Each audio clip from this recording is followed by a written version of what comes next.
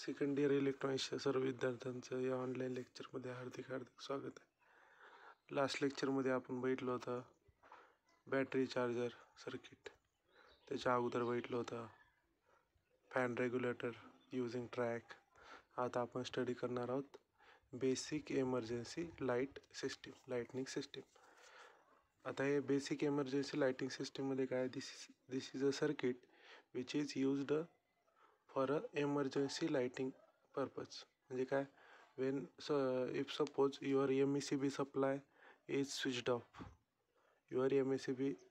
is switched off, then this circuit will provide a emergency lighting system to the user.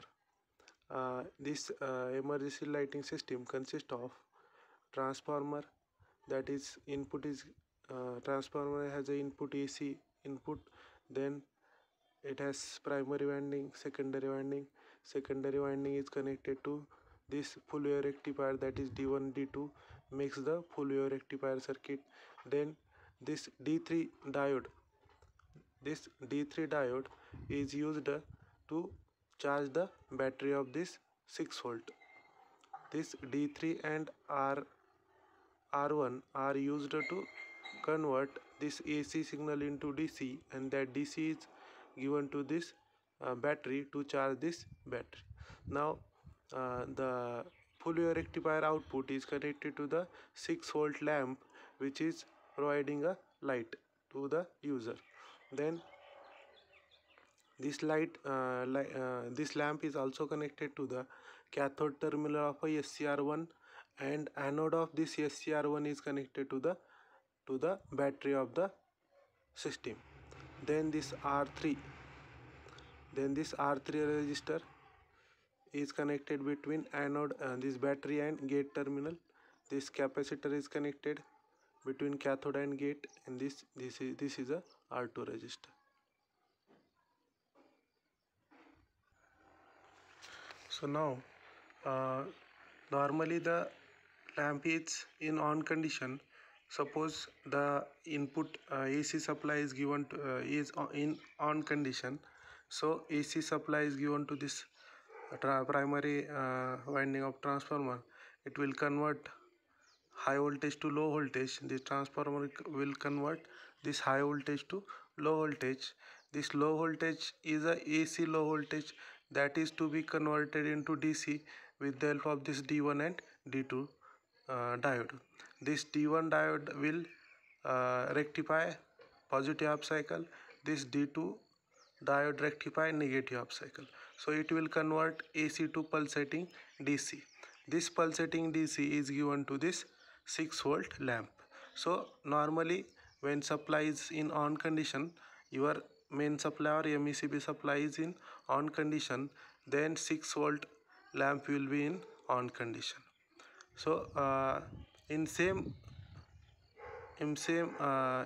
way, this diode D3 will rectify this AC half cycle, and it will convert pulsating DC, and that DC is given to this battery supply. So in this way we can charge the battery. Now if suppose the condition is that the input AC supply is gone or switched off, then what happen. आता बघा, ज्यावेळेस हे तुमचा AC supply switch off होईल त्यावेळेस हे D1 D2 तर काही या ठिकाणून सप्लायच येणार नाही, त्यामुळे हे रेक्टिफिकेशन करणारच नाही. इकडून जे सप्लायला ते काय असेल, 0 असेल. D1 D2 कडून जो सप्लाय तुम्ही पल्सेटिंग DC जे येणार आहे ते काय होईल, 0 होईल. त्यानंतर बघा आता या ठिकाणी बघा, इकडून आता हे जे सप्लाय या ठिकाणी काय झाला, 0 झाला. सप्लाय काय झाला या ठिकाणी, 0 झाला. सो कॅथोड कुठं कनेक्टेड आहे, ग्राउंडला कनेक्टेड आहे. 0ला कनेक्टेड आहे म्हणजे ग्राउंडला कनेक्टेड आहे.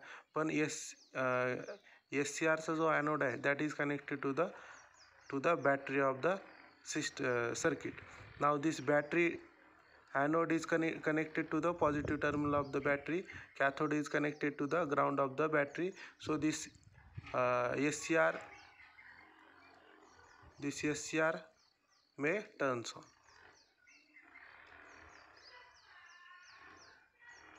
So to turn on this SCR you require a gate current.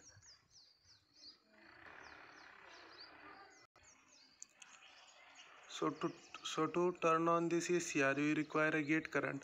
So gate current will flow through this R3 register and to R2, and it will provide a gate pulse to this SCR. Now and cathode terminal voltage is 0 because here input AC supply is 0. So the cathode voltage will the voltage at the cathode terminal is 0, and the voltage at the anode terminal is connected to the positive terminal of this battery. So this SCR goes in on condition, and as the SCR goes in on condition, this battery supply is connected to the lamp of this circuit. या ठिकाणी बघा this plus terminal, या plus terminal कडून काय होईल, SCR on झाला की या प्लस टर्मिनल कडून हा करंट फ्लो व्हायला स्टार्ट होईल. SCR मधून करंट फ्लो होईल आणि तो कुठे जाईल, या 6 वोल्ट लॅम्पला जाईल, आणि 6 वोल्ट लॅम्पला गेला की हा लॅम्प काय होईल, ऑन कंडिशन मध्ये जाईल. आता हे कधी झालं, when the input supply is in switch off condition. So when this input supply is in off condition, the cathode potential will be 0 and anode potential is connected to the fully charged battery. So anode voltage is greater than cathode voltage, so SCR may be turns on. Same way the gate supply is given through this R3 and R2 register. Due to this gate pulse, this SCR ultimately turns on and the current start to flow through this SCR and then to the lamp, and lamp turns on. If suppose after few minutes the supply will be switched on, then what happen, the supply will switched on means this rectifier will start to convert this AC to pulsating DC. Pulsating DC is directly connected to the 6 volt lamp, so your 6 volt lamp will be in the on condition will be again same, it has same, the condition of this lamp will be same, that is it is on condition, but here the potential at the cathode terminal is higher than this 6 volt battery supply, because as the supply comes, here the potential at the cathode increases, so the SCR goes in a off condition. इथं काय होतं बघा, जेव्हा supply येतो, supply आला की इथं pulsating ACचं pulsating DC मध्ये कन्वर्ट व्हायला, या ठिकाणी सप्लाय सपोज 6 वोल्ट 5 वोल्ट जे काही येईल, 6 वोल्ट आला की सप्लाय काय होईल, हे लॅम्प जे ऑन कंडिशनमध्ये होतं बॅटरीला कनेक्टेड होतं ते कुठं कनेक्ट होईल, आता अगोदर कुठं कनेक्टेड होतं, सप्लाय नसताना बॅटरीला कनेक्टेड होतं, आता सप्लाय आल्यामुळे ते कुठं कनेक्ट होणार, या मेन सप्लायला. सो आता हे बॅटरीचं कनेक्शन कसं डिस्कनेक्ट करतं बघा, सप्लाय वापस आला म्हणजे या ठिकाणी पोटेन्शियल वाढलं, कशाचं पोटेन्शियल, कॅथोड टर्मिनलचं ऑफ दिस SCR, आणि ॲनोड टर्मिनलचं पोटेन्शियल आणि कॅथोड टर्मिनलचं पोटेन्शियल सेम असल्यामुळं याच्यामधून करंट फ्लो होत नाही, आणि त्याच्यामुळे SCR कोणत्या कंडिशनमध्ये जातो, ऑफ कंडिशनमध्ये जातो. ऑफ कंडिशनमध्ये गेला की तुमचा जो करंट फ्लो होणार आहे तो स्टॉप होऊन जातो, आणि हे बॅटरी हे लॅम्पला जे कनेक्टेड बॅटरी होती ती काय होते, डिस्कनेक्ट होते, आणि हे डिस्चार्ज झालेली बॅटरी काय होईल, अगेन या D3 डायोड आणि R1 रजिस्टर थ्रू चार्ज व्हायला स्टार्ट होईल. So this is a emergency lighting system. याच्यामध्ये दोनच कंडिशन आहेत, एक आहे सप्लाय जर ऑन असेल त्यावेळेस लॅम्प जो आहे तो सप्लाय इनपुट सप्लायला त्याच्यापासून ऑन होईल, आणि ज्यावेळेस सप्लाय डिस्कनेक्ट होईल त्यावेळेस SCR जो आहे तो काय करेल, टर्न ऑन होईल, कारण ॲनोड पोटेन्शियल जास्त असतं कॅथोडपेक्षा, आणि या ठिकाणी गेट करंट याला R3 आणि R2 मधून भेटत जाईल, आणि SCR काय होईल, ऑन होईल. SCR ऑन झाला की हा बॅटरी याला कनेक्ट होईल, आणि हा लॅम्प ऑन कंडिशनमध्येच तसाच राहून जाईल, आणि ज्यावेळेस सप्लाय वापस येईल त्यावेळेस मग काय होईल, SCR ऑफ होईल, आणि हे बॅटरी जे आहे ते डिस्कनेक्ट होऊन जाईल. तो थिअरीमध्ये तुम्ही वाचल्यानंतर कळेल की मोड 1 हा ए सी सप्लाय ऑन असताना काय वर्क होतो त्यावेळेस बघा मोड 1मध्ये हे एस सी आर ऑफ कंडिशनमध्ये आहे आणि सप्लाय या लॅम्पला जो कनेक्ट व्हायला तो इनपुट सप्लाय जो यायला तो कनेक्ट झालेला दाखवला आणि एस सी आर ऑफ कंडिशनमध्ये आहे ओपन आहे. आणि मोड 2मध्ये काय दाखवलं आहे बघा हा एस सी आर ऑन होतो. एस सी आर ऑन होतो म्हणजे हा काय होतो क्लोज कंडिशनमध्ये जातो. क्लोज कंडिशनमध्ये गेला की हे बॅटरी जी आहे ते लॅम्पला कनेक्ट होते आणि तुमचा अनइंटरप्टेड सप्लाय काय होतो अनइंटरप्टेड लाईट तुमची काय राहते चालू राहते. So this is a emergency basic emergency light system using S C R. हे फार इम्पॉर्टंट आहे. याच्या दोन्हीवर क्वेश्चन पडू शकतात. फॅन रेग्युलेटर आणि एमर्जन्सी लाईट सिस्टीम किंवा बॅटरी चार्ज हे 3 इम्पॉर्टंट क्वेश्चन्स आहेत. नंतर आहे बघा temperature controller using S C R. Temperature controller using S C आरचं सर्किट बघू आपण. या ठिकाणी हे ए सी सप्लाय हे डायोड आहे D1. हे डायोड D1 त्याच्यासोबत काय हे C1 कॅपॅसिटर कनेक्टेड आहे. त्यानंतर हे R1 नंतर हे RTD म्हणजे काय रेजिस्टिव्ह टेम्परेचर डिटेक्टर. हे टेम्परेचर डिटेक्ट करण्यासाठी आपण हे यूज करतो. याचा रेजिस्टन्स जो आहे तो अकॉर्डिंग टू टेम्परेचर काय होतो कमी जास्त होतो. त्यानंतर या R1 आणि R2 जे आहे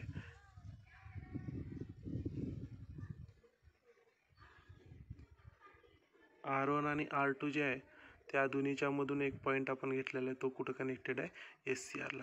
आणि एस सी आरच्या सिरीजमध्ये हे फर्नेस हीटिंग कॉईल कनेक्टेड आहे.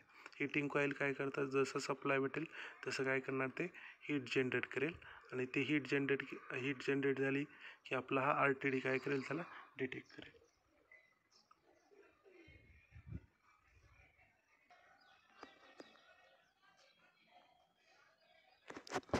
So here the AC supply is given to this D1 diode which will convert half wave positive half cycle into pulsating DC, and this DC current will be flow through this R1 and RTD. आता बघा ज्यावेळेस हे RTDचं temperature किंवा या सर्किटचं temperature कमी असेल त्यावेळेस या RTDचा रेजिस्टन्स काय राहतो जास्त राहतो. काय म्हणलं me when the temperature of this RTD is at low then the resistance of this RTD is very high. आता रेजिस्टन्स हाय आहे म्हणजे काय त्याच्यामधून करंट फ्लो झाला when this current will be flow through this D1 R1 and R2 then काय होईल बघा या ठिकाणी त्याच्या अक्रॉस व्होल्टेज प्रोड्यूस होईल and that voltage will be given to this SCR. आणि SCRला हे सप्लाय कनेक्ट झाला SCRला ह्याच्या अक्रॉसचं व्होल्टेज अप्लाय झालं हे VG म्हणजे काय the voltage generating across this RTD is a resistive temperature detector. म्हणजे ज्यावेळेस याचं टेम्परेचर लो असेल त्यावेळेस याचा रेजिस्टन्स जास्त असेल आणि याच्या अक्रॉस व्होल्टेज काय असेल जास्त असेल. That voltage is given to the SCR. So SCR goes in a on condition. On कंडिशनमध्ये गेला की काय होतं या SCR मधून करंट फ्लो व्हायला स्टार्ट होतो आणि या हीटिंग कॉईलमधून पण करंट फ्लो व्हायला स्टार्ट होतो. Ultimately the heating coil will generate heat आणि हे जशी हीट वाढेल तसं टेम्परेचर पण त्याचं काय होत जाणार वाढत जाणार. जसं टेम्परेचर वाढेल तसं या ठिकाणी RTDचं जे रेजिस्टन्स आहे ते काय होत जाईल कमी होत जाईल. आणि ह्याचा रेजिस्टन्स कमी होत गेला की काय होईल तुमचं ऑटोमॅटिक हे SCR goes in of condition. SCR काय होऊन जाईल ऑफ कंडिशनमध्ये जाईल आणि SCR ऑफ झाला की काय होईल तुमचा जे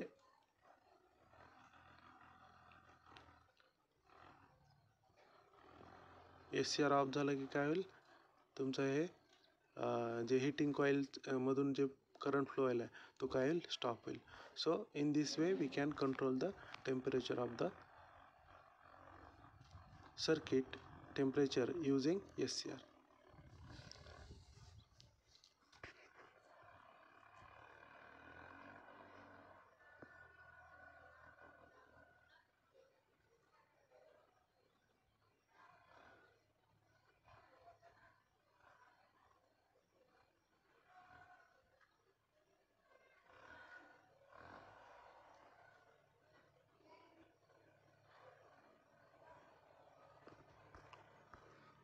सो सिम्पल आहे सर्किट. या सर्किटमध्ये काही नाही. D1 डायोड जे आहे ते फॉरवर्ड बायस. D1 डायोड कशासाठी यूज करायला? Diode D1 and C forms a half wave rectifier and filter to produce DC voltage across C1. हे D1 आणि C1 हे DC voltage जनरेट करण्यासाठी यूज करायला. Across C1 the potential divider is formed by R1 and R2. The R2 is a temperature dependent resistance. Temperature dependent resistance म्हणजे काय? As the temperature increase or decrease, resistance also decrease or increase. The resistance of which decreases with increase in a temperature. या RTD चा resistance decrease होतो कधी? ज्यावेळेस temperature काय होईल? Increase होईल. Therefore the voltage across R2, that is Vg. या R2 च्या अक्रॉस जे व्होल्टेज आहे that is your Vg. Vg will be decrease with increase in a furnace temperature. म्हणजे या फर्नेस टेम्परेचरचं व्होल्टेज इन्क्रीज झालं की याच्या अक्रॉसचं व्होल्टेज काय होईल? R2 च्या अक्रॉस व्होल्टेज कमी होत जाईल.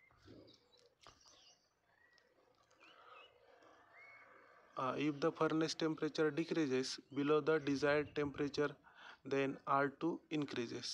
हे टेम्परेचर याचं वरच्या फर्नेसचं टेम्परेचर डिक्रीज झालं की R2 चा रेजिस्टन्स काय होईल? इन्क्रीज होईल. Increases which increase the Vg voltage. This will turn on the SCR. Current will flow through the heater coil to increase the furnace temperature. On the same hand, if the furnace temperature increases above desired level, R2 will reduce, Vg will reduce, SCR turns off, the furnace temperature with reduce in a desired value. So this is a normal circuit, easy circuit. You have to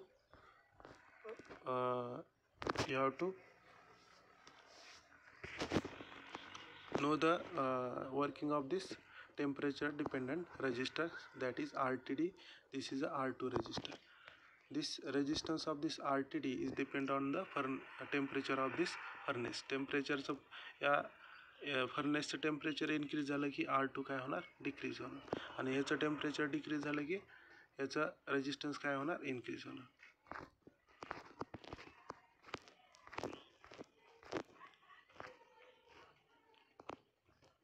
so next लेक्चरमध्ये आपण SMPS study करणार आहोत, switched मोड power supply.